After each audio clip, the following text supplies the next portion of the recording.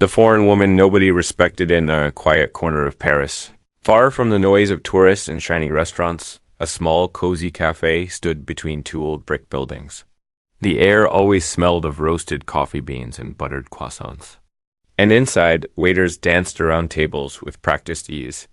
It was the kind of place where people came not just to eat, but to feel like they belonged somewhere. But for a woman named Leah, this cafe was nothing more than her second job, a place that saw her as invisible. Leah was a foreigner. Her accent was soft but unmistakably different. Her skin was pale from working indoors all the time, and her dark brown hair stayed tied in a low bun that often went unnoticed. She wore simple clothes, mostly old blouses and long skirts, and carried herself with a quiet grace that made people think she had nothing to prove. Nobody at the cafe knew she used to wear a white chef's coat with 3 Michelin stars sewn on the sleeve. She had once been one of the most celebrated chefs in Rome. Her dishes were like poetry, each ingredient chosen like a word in a perfect sentence. Celebrities and world leaders had flown in just to taste her famous saffron risotto and wild mushroom ravioli. But a tragedy 3 years ago had changed everything. Her restaurant had burned down in unexplained fire, and with it, her name and dreams vanished too. She left Italy quietly, heartbroken, carrying nothing but a single leather-bound notebook full of her handwritten recipes. Paris was supposed to be a new beginning, but it became just survival. The cafe's head chef, Julian, was the kind of man who loved power more than food. He had a sharp tongue, quick temper, and no patience for mistakes. Julian had never seen Leah do anything but mop floors and wash vegetables. To him, she was just the foreign kitchen help who didn't speak unless spoken to. Don't touch the sauce. Leah, he snapped one morning as she reached to stir the bechamel. You'll ruin it. She pulled her hand back, nodded silently, and returned to peeling potatoes. The other kitchen staff snickered. They never took her seriously. She never fought back, never defended herself. And that made her the perfect target for their jokes. But every night after her shift ended, when the kitchen emptied and the last of the lights dimmed, Leah stayed back. She waited until the clatter of dishes disappeared, and then she opened her old recipe notebook in the pantry. In the quiet darkness, she scribbled notes, adjusted recipes in the margins, and sometimes cried over the fading ink of her past. She hadn't cooked a real dish in years, not since the fire. Not since she lost her younger brother, Luca, who had died trying to save the restaurant. The guilt was still fresh in every heartbeat. One morning, the cafe received news that sent the entire staff into chaos. A well-known Parisian food critic, Monsieur Delacroix, had booked a table for Friday night. He was feared by chefs across the city. His reviews could make or destroy a restaurant in a single paragraph. Julian was in full panic mode, screaming orders louder than usual, forcing the team to rehearse dishes over and over. This is our one chance, Julian roared. We cannot fail. On Wednesday, just 2 days before the critic's visit, disaster struck. The sous chef, Emily, accidentally spilled boiling oil on her arm and was rushed to the hospital. Julian had nobody to prepare the soufflé. The dish Monsieur Delacroix was rumored to love. I'll handle it, Julian muttered, though anyone could see he was nervous. Soufflés were delicate. One wrong move, 1 second too long, in the oven, and they collapsed into mush dot as Thursday morning came. Leah arrived early as always. She walked through the alley behind the cafe, where boxes of vegetables were already stacked, and took a deep breath of the cold morning air. When she entered the kitchen, she found Julian pacing like a trapped animal. You, he barked, pointing at her. You're doing nothing, right? She blinked, unsure how to respond. You'll help prep the ingredients for the soufflé. Just chop. No thinking, no touching the eggs, understand. She nodded again, walking toward the cutting board. Without a word, but as she picked up the vanilla beans and eggs, her fingers trembled slightly. Memories rushed in of her own soufflé, once named the best in Europe. She had cooked it for a royal banquet once. It had made even the Queen of Denmark close her eyes in delight. But now she stood here, in silence, treated like a beginner. As Julian barked instructions. Leah worked quickly but gracefully. Her knife moved like a dancer across the chopping board. One of the younger chefs, Thomas, paused and watched her hands. "Where'd you learn to do that?" He asked casually. "Home." She whispered, "Must have had a good teacher." She smiled faintly but said nothing more. Friday arrived like a storm. The kitchen was louder, hotter, and more crowded than ever. Sweat dripped from everyone's brows, and Julian barked louder than usual. When the critic finally arrived, dressed in an elegant coat with a notebook tucked in his pocket, the air froze. The critic ordered a full course meal. He was polite but hard to read. Julian personally set out each dish, wiping the edges of the plates himself. But as the meal went on, tension thickened. The critic's face remained unreadable. He barely spoke. Finally, the soufflé was ordered. Julian turned red. His hands shook slightly as he tried to whisk the eggs. The meringue wasn't forming right. The kitchen grew quiet. Then the worst happened. The batter spilled. Julian cursed, looked around in panic, and then his eyes landed on Leah. "You," he growled. "You do it." Leah froze. "You've seen me do it. Copy it. Just try." Every pair of eyes in the kitchen turned toward her. She looked at the eggs, the flour, the vanilla, then at Julian. Her heart pounded. She moved to the station slowly, hands trembling. Then she picked up the whisk. And suddenly, everything inside her changed. She closed her eyes for just a second, breathing in the scent of the ingredients. And then, like a ghost awakening, her hands moved with a rhythm she hadn't felt in years. She separated the yolks with ease, whipped the whites until stiff peaks formed, folded the ingredients gently as if comforting a friend. She poured the mixture into a ramekin and placed it into the oven without checking a timer. Her instincts, once trained by the world's best chefs, were guiding her now. Julian stood frozen. The kitchen went silent. Thomas stared. Even the dishwasher stopped mid-scrub. When the oven beeped. Leah pulled the soufflé out with the calmness of a master. It was golden, tall, and trembling ever so slightly. Perfect. Julian grabbed it from her hands and sent it out without a word. The kitchen waited. No one moved. Minutes passed. Then a waiter came back. Everyone turned. "He wants to meet the chef," the waiter said, stunned. He said it was one of the best soufflés he's ever tasted. Julian adjusted his jacket and moved forward. "No," the waiter added, holding up a hand. "Not you. The woman who made it." Every eye turned to Leah. She stood still, unsure, her heart racing. And that's when Julian's face twisted in rage. "This was a fluke," he said quickly. "She just followed my instructions." But the waiter shook his head. "He insists." Leah looked down, then slowly wiped her hands and followed the waiter out. As she walked through the kitchen door. Every second felt like a lifetime. The critic looked up and studied her face. Then he stood. "I know you," he said softly. "You disappeared after your restaurant burned." Leah nodded slowly. "Why are you here?" "Hiding," he asked. Before she could answer, Julian stormed into the dining room. "She's lying," he shouted. "She's not a chef. She's just a cleaner." The critic turned sharply. "Do you know who she is?" He said coldly, "She once cooked for kings. You didn't even recognize greatness in your own kitchen." The entire restaurant fell into silence. Customers stopped eating.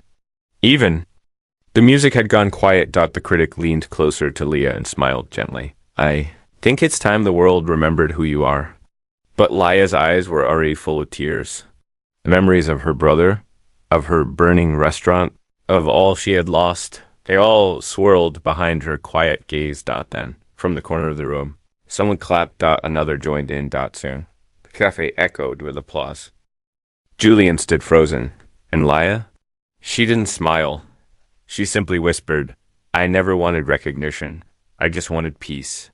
And then she turned around, only to see Julian's fist clenched by his side. He wasn't done yet. The storm behind the kitchen door's room was still filled with applause, but Leah didn't move. She stood quietly at the center of the storm, her hands soft and steady by her sides. her breath even, but her heart pounding like a drum in her chest. She didn't crave this attention. It felt heavy, strange, even dangerous. She looked at Julian. Again, his face had turned pale, a slow-burning mix of confusion, embarrassment, and growing rage. The kind of rage that wasn't loud yet, but the kind that tightened the jaw, curled the fists, and boiled silently, just beneath the skin. For a man like Julian, who built his pride on authority, the applause meant humiliation. And for Laya, who had spent years in shadows, the applause felt like a betrayal of her vow to stay hidden. She lowered her head, whispered a thank you to the critic, and turned to walk back toward the kitchen. She didn't want the spotlight, not anymore, but Julian followed her dot once they were behind the doors. The silence turned into fire. Who do you think you are? He growled, his voice low but sharp as a knife. You embarrass me in front of everyone. She didn't answer. She moved to the sink and began washing her hands. Her movements were calm, but her fingers trembled slightly beneath the cold water.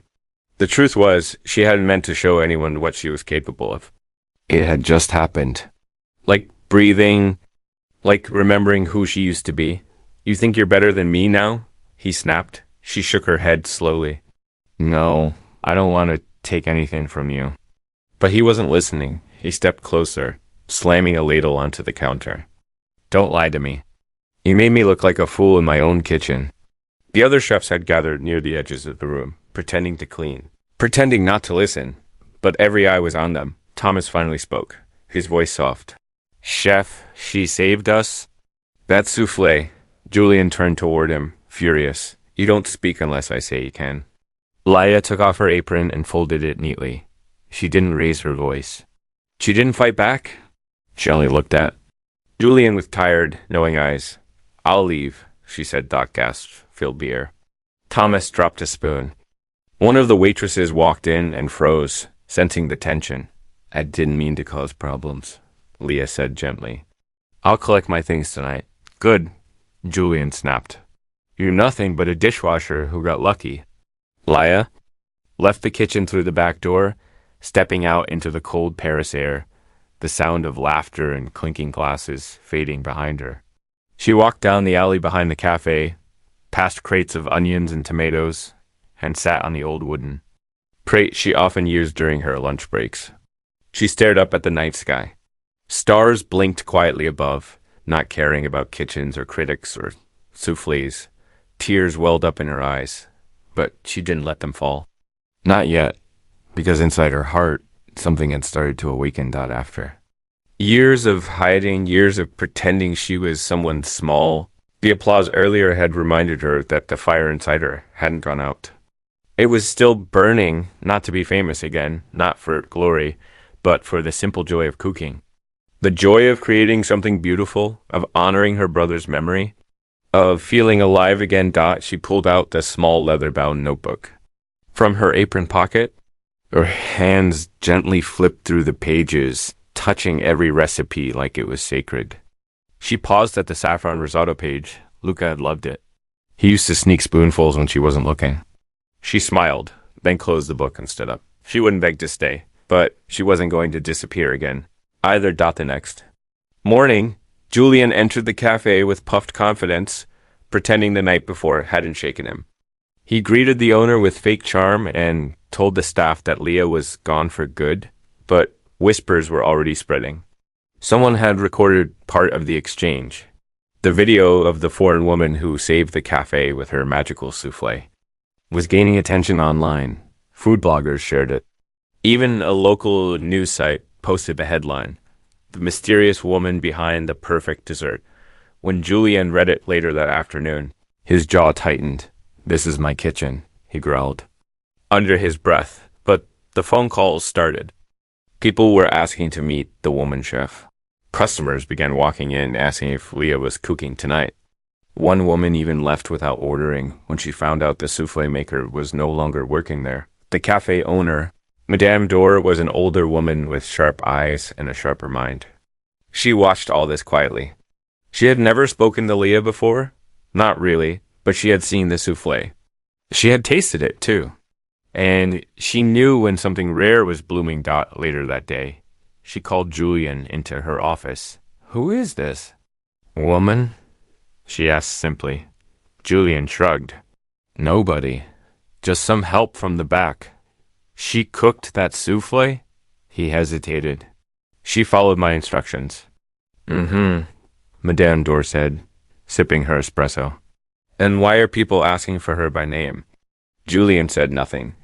Find her, she said finally. Ask her to return. He stood frozen. You want her back? No, she said. The customers do. Meanwhile, Leo was working a quiet shift at a flower shop down the street. She had taken the job a few weeks ago to help pay rent. She liked the smell of the flowers. It reminded her of the herbs she used to grow in her old kitchen. Basil, lavender, rosemary. She found peace there, even if it was temporary.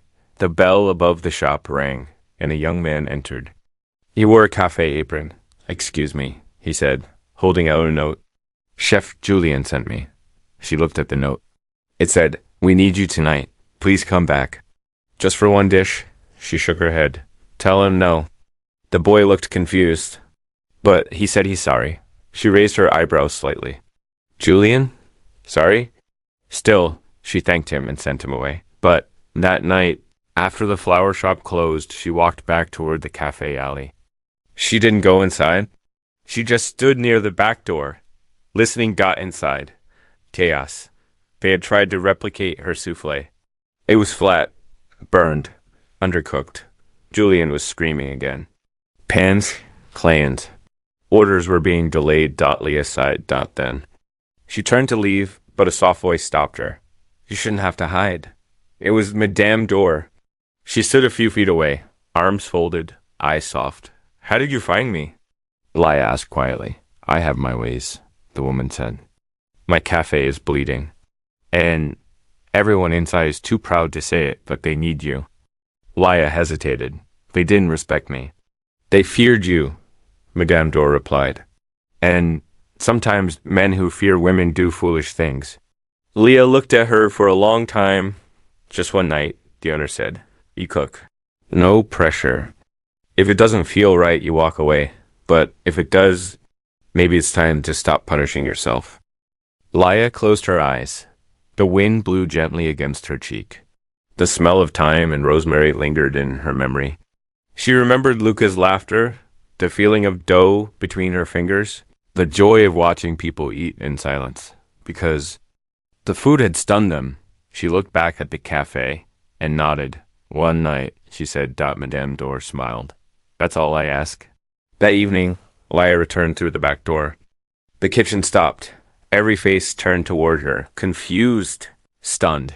Even a little guilty. Julian stepped out from the office, his eyes bloodshot from stress. What are you doing here? He asked coldly. I was invited, she said softly. Setting down her coat, he looked like he wanted to argue. But he saw Madame Dor standing behind her. Let her cook, the owner said, or I'll find a new head chef. Julian clenched his fists, but said nothing. What dish? Leah asked. The souffle, Madame Dor said. The critic is sending his friend tonight. He wants to know if the first time was luck. Leah nodded. She washed her hands, tied her apron, and moved to the same counter. This time the kitchen. Didn't laugh. They didn't mock. They watched.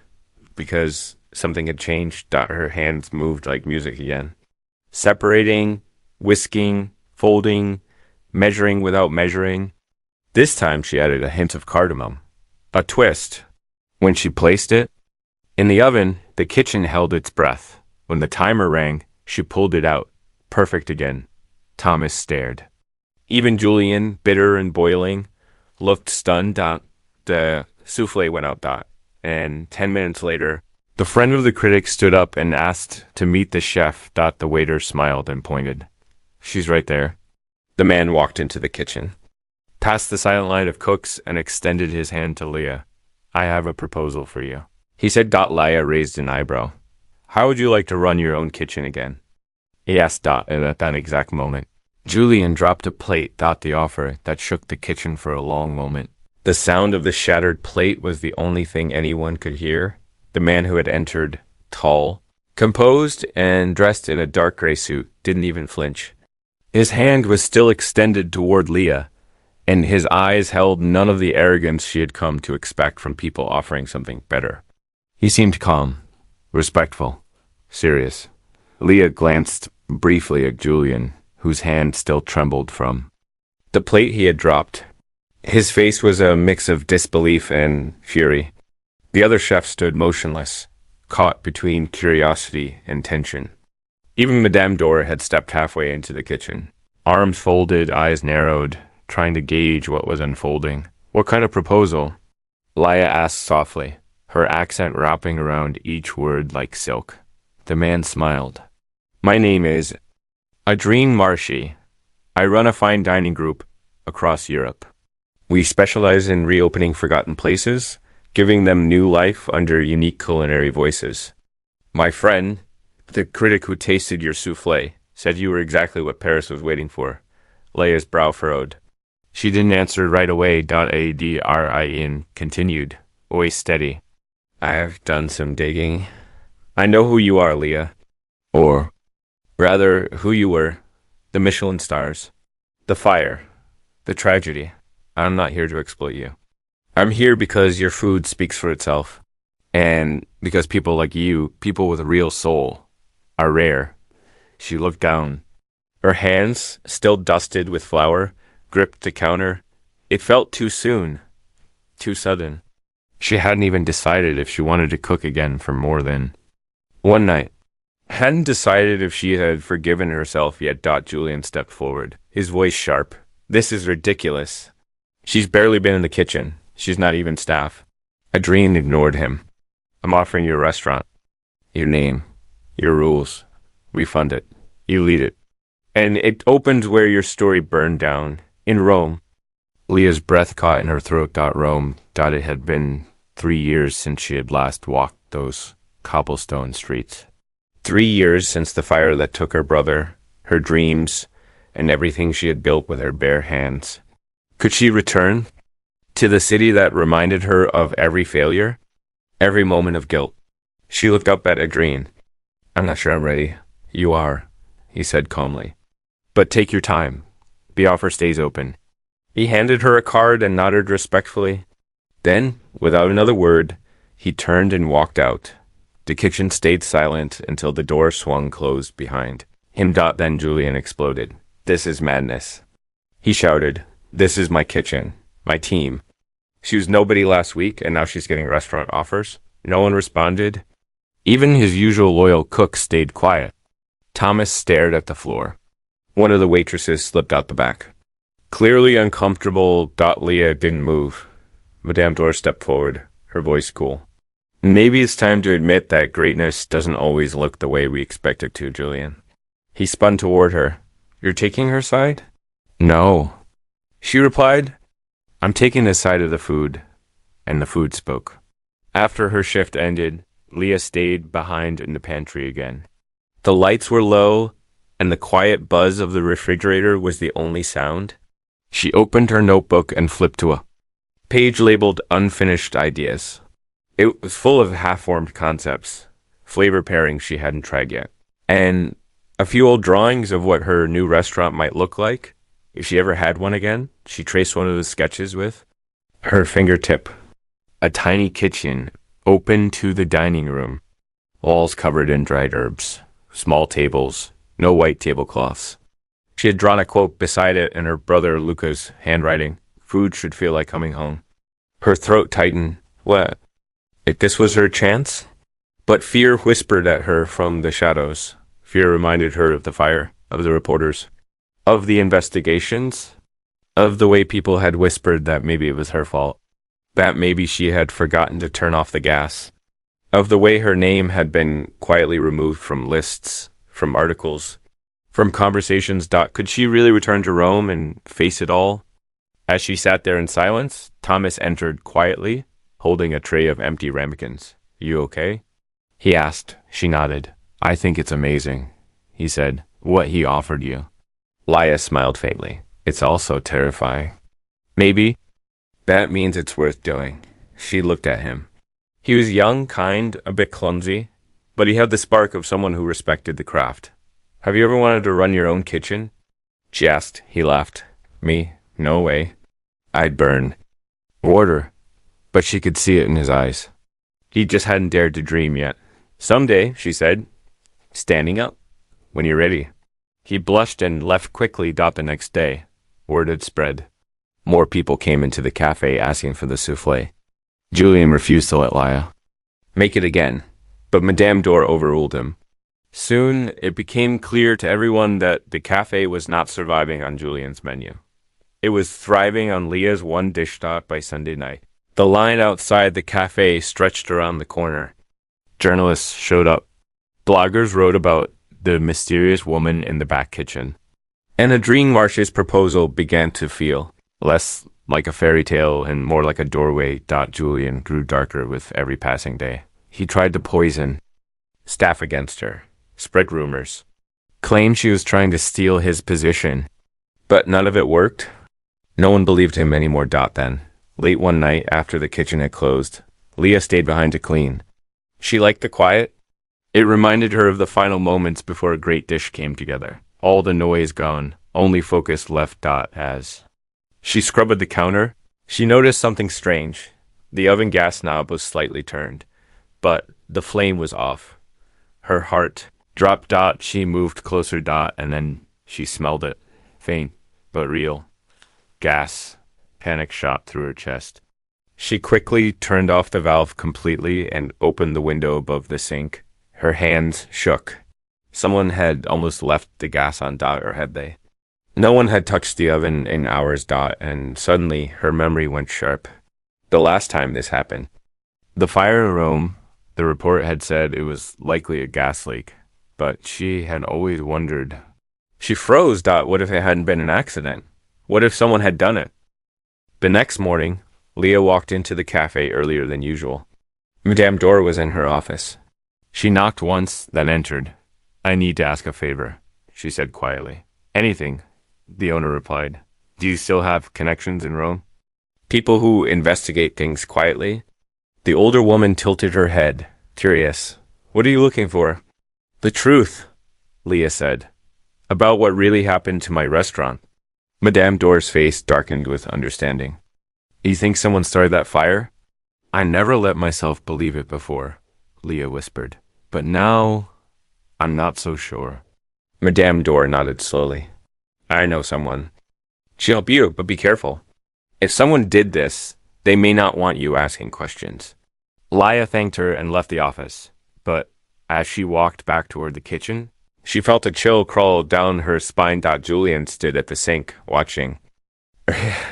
He didn't say a word, but the look in his eyes was cold. Dangerous. And for the first time, she wondered just how far someone would go to stay on top. Secrets behind the flame. For the next 2 days, Leah moved through the cafe like a ghost with fire in her veins. Every clink of a pan, every hiss of steam from the stovetop, every accidental bump of a gas knob. It all sent a quiet current of dread through her chest. She still cooked. She still smiled faintly. But beneath it all, she was unraveling threads from the past that had haunted her for years. Her brother Luca's face wouldn't leave her mind. The way he had laughed while dicing onions. The way he had playfully scolded her for using too much salt. And most of all, the way he had gone back inside the restaurant on the night of the fire to try and turn off the gas. He never came out. She had buried the pain under work, silence and survival. But now, things were changing. Memories were pushing their way back up. And so were questions. On Tuesday evening, after closing hours, she received a text message from Madame Dor. It was short, direct, and sent from a private number. I've arranged someone for you to speak with. Back alley. 10 minutes. She knows how to stay quiet. Laia put on her coat, slipped through the rear door, and stepped into the dimly lit alley behind the cafe. It was cold, and the air smelled faintly of old herbs and cooking oil. She waited. Then, a woman emerged from the shadows. She was tall, sharp-eyed, and moved like someone who had learned to survive by staying 3 steps ahead. Her voice was low and firm. You must be Laia. Leah nodded. I'm called Delphine. I used to work for private security. Now I do favors. Your case caught my interest. Leah pulled out a folded newspaper clipping. The article from 3 years ago, when her restaurant burned down. It mentioned faulty gas lines and the tragic death of her brother, but no foul play was ever confirmed. I need to know if it was really an accident, Leah said. Or if someone made it happen. Delphine scanned the article. You have enemies? Leah paused, not Ben. But maybe someone wanted me out of the picture. Why would they? Leah exhaled. Because I was close to opening a second restaurant. Investors were circling. I was gaining momentum fast, and some people didn't. Like how quickly I rose, Delphine nodded. Do you have staff lists? Floor plans? Blueprints of the kitchen? I still have my old folder, Leah said. It's in my apartment. I'll need copies, Delphine said. And I'll need to know everyone who had access to the gas lines, including the contractors. Leah handed her a USB drive. It's all here. Delphine raised an eyebrow. You were ready. Leah looked away. I never stopped wondering. I just stopped hoping for answers. The woman nodded, then tucked the drive into her coat. I'll find out, but once I do, you'll need to decide what to do with the truth. Back at the cafe, Julian was simmering in his own silent rage. Nothing seemed to return to normal. He had lost control of the kitchen. The staff spoke. Quietly when Leah entered, and when they talked about recipes, they looked at her instead of him. Even the regular customers had stopped asking for his signature dishes. The souffle had become a symbol and worse, a threat, and so Julian started, watching Leah closely. He'd pretend to clean while she worked, pretend to help, but really he was trying to find something, anything, a mistake. A reason to discredit her, but there were none. Everything she did was quiet perfection. The kind that didn't show off. The kind that came from pain, practice, and deep humility. The kind of excellence that couldn't be faked. And that drove Julian mad. One evening. As they prepped for the dinner rush, he finally snapped. Tell me, he said, slamming a tray onto the counter. Why are you really here? Leah turned slowly. To cook. Don't lie to me, he hissed. You're here to take over. To destroy me. She stared at him for a long moment. I didn't destroy anything, Julian. You did that yourself. He stepped closer, eyes blazing. You think you're so clever, but you don't know who you're dealing with. Neither do you, she said quietly, her voice like a calm sea, hiding a storm beneath. They stared at each other. The kitchen had gone silent. And then Madame Dor entered. Her presence alone was enough to break the tension. Everyone to stations, she said. Now, they scattered. That night, after the last table was served, a knock came at the back door. Leah opened it. Delphine stood there, holding a folder. You were right, she said simply. Leah's heart sank. Someone started the fire? Yes. Someone accessed the gas hours before the fire. The report filed said the safety latch was faulty, but the blueprint shows it had been tampered with manually. Leah's knees weakened. She leaned against the wall. Do you know who? She whispered. Delphine nodded once. A man named Matteo Gagnon, listed as a freelance maintenance technician, hired through a subcontractor. But that subcontractor has links to a larger kitchen supply company based in Paris. Leah blinked. Paris. And guess what? Delphine continued. Julian worked for that same company 6 years ago. Briefly, right before he disappeared. From Rome. Leah's stomach dropped. It doesn't prove he ordered it, Delphine said. But the trail points in his direction. Leah's mouth went dry. Why? Maybe jealousy. Maybe business. Maybe someone paid him. She nodded. Slowly. I need to confront him. Delphine placed a hand on her arm. Are you sure? Yes, Leah said. I won't run anymore. The next morning, she arrived at the cafe before sunrise. Julian was already in the kitchen, preparing stock. He looked up and saw her. You're early, he muttered. So are you, she replied. They worked in silence for a few minutes. The air between them thick. Then she spoke, voice steady. I know what happened in Rome. He froze. I know about Matteo Gagnon. And the subcontractor. And the company you worked for. Julian turned slowly. His face was blank. You're mistaken? He said flatly.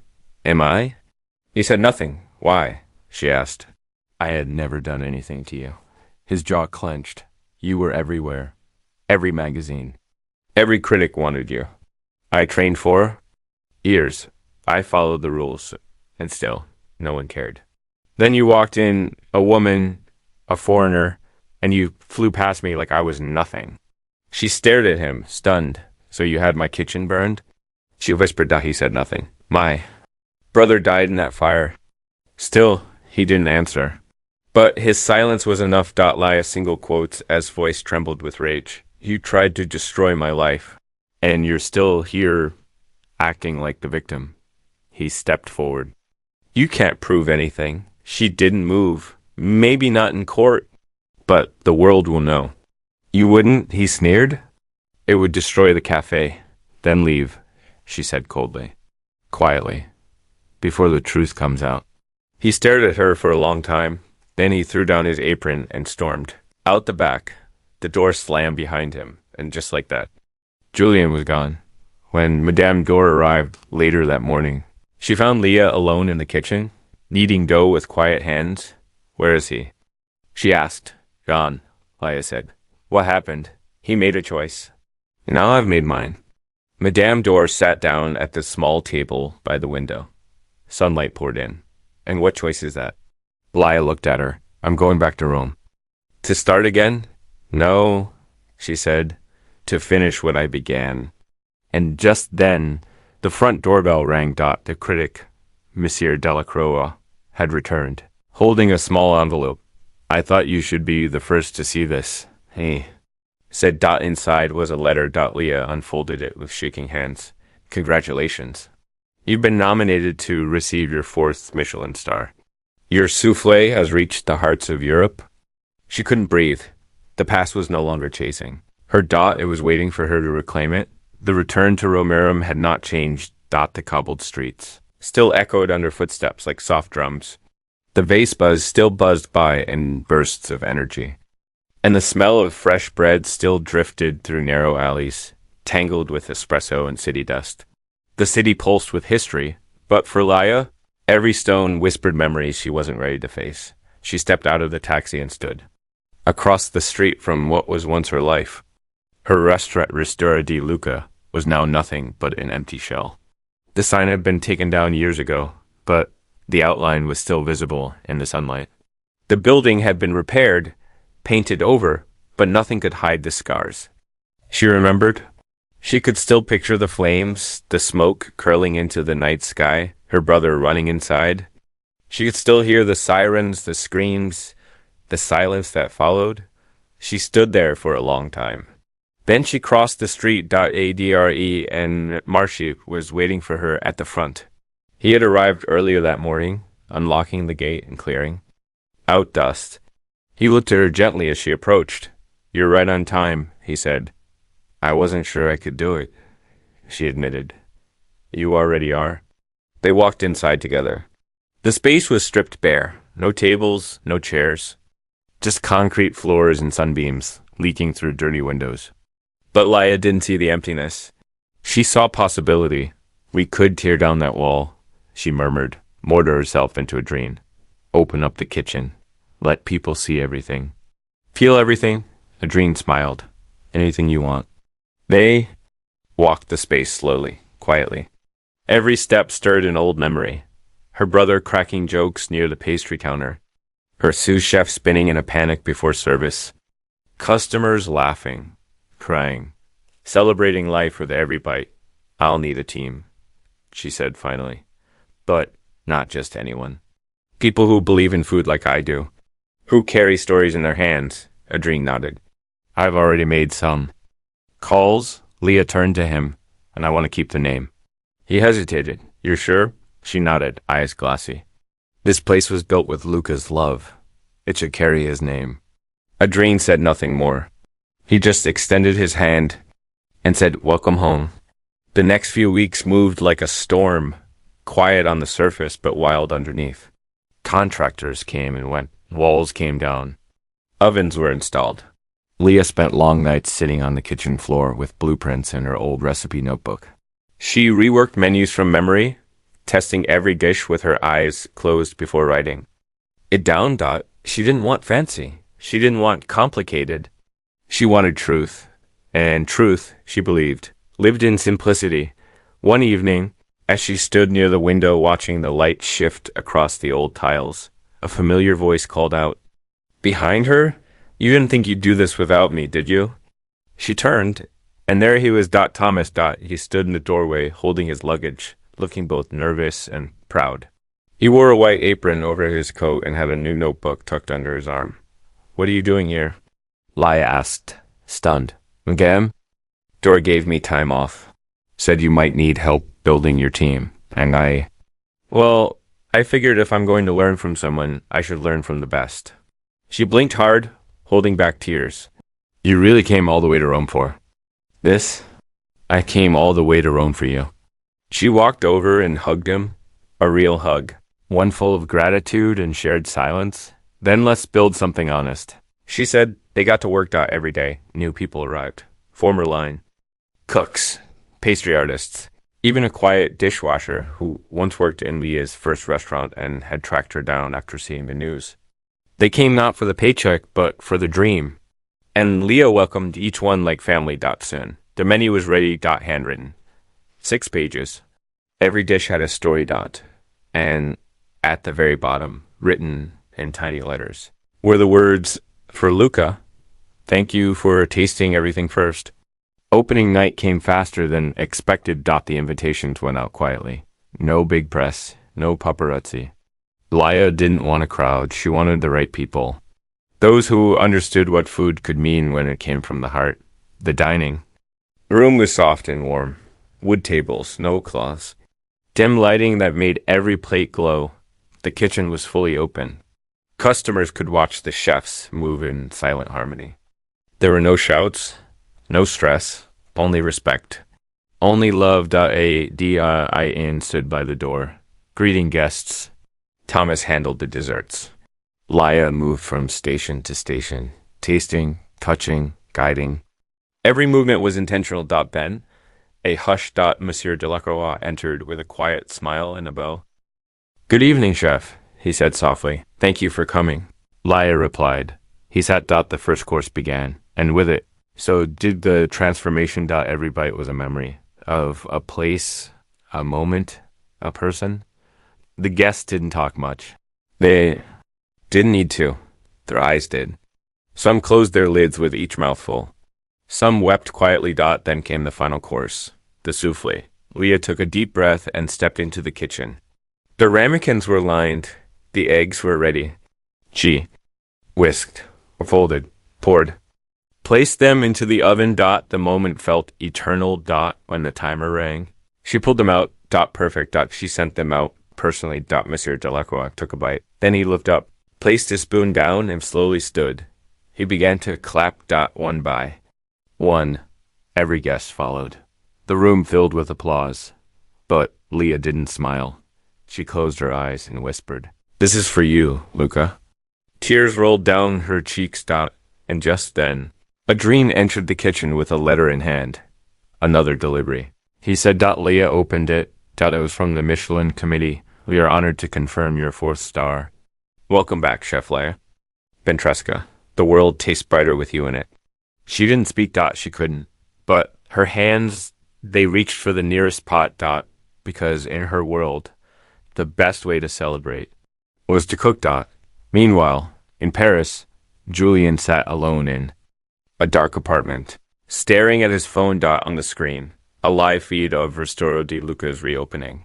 He watched her surrounded by warmth, success, and truth. And all he had was silence. Suddenly, a knock. He opened the door. 2 men stood there in suits. "Monsieur Julien Marchand?" one asked. "Yes." "We're investigating a case tied to a restaurant fire in Rome from 3 years ago. We have questions." His hands began to shake. And the door slowly closed behind them. The taste of pizza, the stars over Rome, burned softly that night inside Ristoro di Luca. The final guests were finishing their meals in quiet awe. The scent of lemon zest and toasted vanilla lingered in the air, wrapping the space in a gentle warmth. Candles flickered on each table, casting gold light across the faces of those lucky enough to witness Leah's rebirth, not just as a chef, but as the woman she had buried years ago. Leah stood in the open kitchen, leaning against the counter, her apron stained, but her face peaceful. She watched Thomas laugh nervously as he over-decorated a panna cotta, his hands shaking slightly. She didn't correct him. Instead, she smiled and let him find his rhythm. The applause had stopped hours ago, but the praise hadn't. Guess had. Left handwritten notes, hugs, tears, and whispered stories about what her food had stirred in them. They hadn't just eaten. They had remembered. They had healed. Still, something inside Leah remained unsettled, even as Adrien handed her a glass of wine and said, "You did it?" She could feel it. The one piece still missing. The truth had come out, yes. Julien had been questioned. The investigation had reopened. Delphine had confirmed through new testimony that the fire in Rome had not been an accident, but none of that could bring Luca back. None of that could erase the years of grief, or the sound of his voice in her dreams. So she slipped away, past the tables, through the back door, and into the quiet courtyard behind the restaurant. There was an old bench there, half covered in ivy. Luca had helped install. It was the only thing that had survived the fire. She sat there, the notebook resting on her lap, open to a page that Luca had once doodled on, a silly drawing of a spaghetti monster. Her fingers brushed the page like she was touching a memory. "I did it, Luca," she whispered, "but it means nothing without you." A breeze moved through the courtyard, stirring the leaves. She closed her eyes, and for a moment she felt something, warmth, not from the sun, but from within. Like a hand on her shoulder, like laughter far away. "Maybe," she said, opening her eyes. "You were with me the whole time." Behind her, the door creaked open. Thomas stepped into the courtyard, unsure. "I was looking for you," he said softly. "The critic is back. He wants to speak." Leah stood, wiped her face, and nodded that they walked back in together. Monsieur Delacroix stood near the entrance, holding a small wrapped box. "I thought you should have this," he said. "What is it?" she asked. He handed it to her. "Open it." Inside was a knife. Not just any knife, but a knife. The one she had used for nearly 10 years before the fire. Polished, engraved, and preserved. Leah single quotes, as breath caught. "How?" "Someone saved it," Delacroix said. "A kitchen porter. He kept it all these years. Said he knew you'd come back." She held it like it was sacred. A pause. Then Delacroix added, "The world is already talking about tonight. Not just your food, your story. The woman who rose again. Who reminded us what a kitchen could be." Leah looked around. The staff was cleaning gently. A few laughed in the back. Thomas was still trying to perfect his dessert without overdoing it. Adrien sipped his espresso near the window. Outside, strangers walked by, peering in with wonder. And inside her, something shifted. The ache didn't leave, but it softened. The days that followed were unlike any Leah had known. Articles flooded the internet. Ristoro di Luca was named the heart of the city. Celebrities requested bookings. Cooking schools asked for interviews. But Leah stayed calm, rooted. She turned down television offers, refused brand deals, ignored those who only wanted the fame. Instead, she taught each morning. She trained her kitchen team not with shouting or demands, but with patience. She encouraged mistakes, celebrated honesty, and reminded them gaily. A plate is not just food. It's memory. It's emotion. Cook like someone you love is sitting at that table. Her staff bloomed. Thomas, under her guidance, crafted a seasonal fig tart that made its way into the permanent menu. 2 former dishwashers now prepped vegetables with knife skills that matched professionals. And every Friday, Leah opened doors early to feed the homeless, not for the press. But because it mattered, the restaurant wasn't just back. It was sacred. And still, The Michelin committee watched. Soon, rumors of a fifth star began to swirl, something almost mythical. But Leia didn't care. She didn't need stars. She had found peace. One evening. Long after closing, Leah sat at table 5, the table her brother had always claimed as his favorite. She placed a single candle there. Next to it, a plate. Not for a customer. But for Luca, she plated the original saffron risotto, the first dish she had ever created with him. She garnished it just as he liked, not for show, not for awards. For him. And then she sat across from the plate and closed her eyes. For the first time in years, there were no nightmares. No fear. Just silence. And peace. Back in Paris, Julian was arrested on charges of reckless endangerment and business sabotage. As the evidence built, the world turned away from him. His name faded. His reputation crumbled. His face disappeared from kitchens and conferences alike. No one remembered. The man who once mocked a quiet foreign woman with flour on her hands. But the world remembered. They remembered the souffle. They remembered her voice. Soft, gentle, honest. They remembered that even in silence, greatness speaks. Months later, at a quiet ceremony in a small Italian garden, Leah stood beside a tree. Her team, Adrien, Thomas, and Delphine stood nearby, each holding something small, a tool of their craft. A whisk, a spoon, a folded apron. Leah stepped forward and planted a seedling next to a plaque, in loving memory of Luca Ventresca, who believed in flavor and joy, and in his sister. No speeches were made. No cameras clicked. Just a quiet wind through olive branches, and a woman who had finally come home.